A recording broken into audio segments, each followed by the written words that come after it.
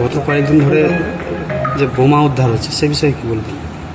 আমরা এই একটা কম্বিনেন্স সার্চিং রেগুলারলি অপারেশন করাচ্ছি। কিছু কিছু জায়গায় আমাদের থেকে ইনপুট আসছে কি এখানে বম রাখা আছে, এমনি প্রিসিডেন্স আছে শামশেরগঞ্জে আর এইসব এলাকাতে। তো আমরা এখন ডগ স্কোয়াডও আনিয়েছি আর বিভিন্ন টিম দিয়ে আমরা সার্চিং অ্যান্ড কম্বিং অপারেশন করাচ্ছি।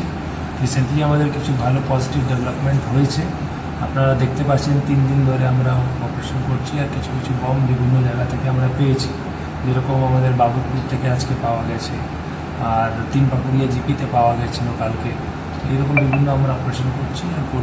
আর যেভাবে আমরা কে রেখেছে বা কীভাবে ইউজ হচ্ছিলো ওটা আমরা তদন্ত করে আপনাদেরকে জানিয়ে দেবো। কতগুলো উদ্ধার হয়েছে বোমা? আজকে তো এখন কাউন্ট হয়নি, টিম আসছে, তারপরে প্রায় ভালোই কোয়ান্টিটি আছে, 50+ কিছু হবে। কালকে তো যেরকম পরশুদিন মালঞ্চ জিপিতে হয়েছিল, ওখানে 25টা হয়েছিল, ওর মধ্যে একজন অ্যারেস্টও হয়েছে, আপনারা জানেন, মদন মীর বলে একজন আছে। আর তারপরে কালকে হয়েছিল চাচুন্ডা জিপিতে, আলমশাহিতে গ্রামে হয়েছিল, চাচুন্ডা জিপিতে ওখানে ওইদিকেও হয়েছিল। তো প্রায় 18খানা আর এক জায়গায় 3খানা এরকম ক্রুড বম আমরা পেয়েছি।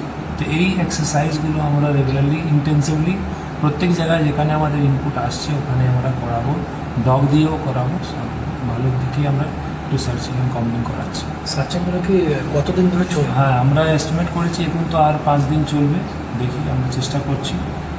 একটু তো মানে ইনফ্রাস্ট্রাকচারাল একটু রেস্টুরেন্ট থাকে, ডগেরও একটা লিমিট থাকে, তো ওইভাবে আমরা এই এক্সারসাইজটা কিন্তু রেগুলার থাকবে, এটা আপনাদেরকে আমি ইনশিওর করছি। শামশেরগঞ্জ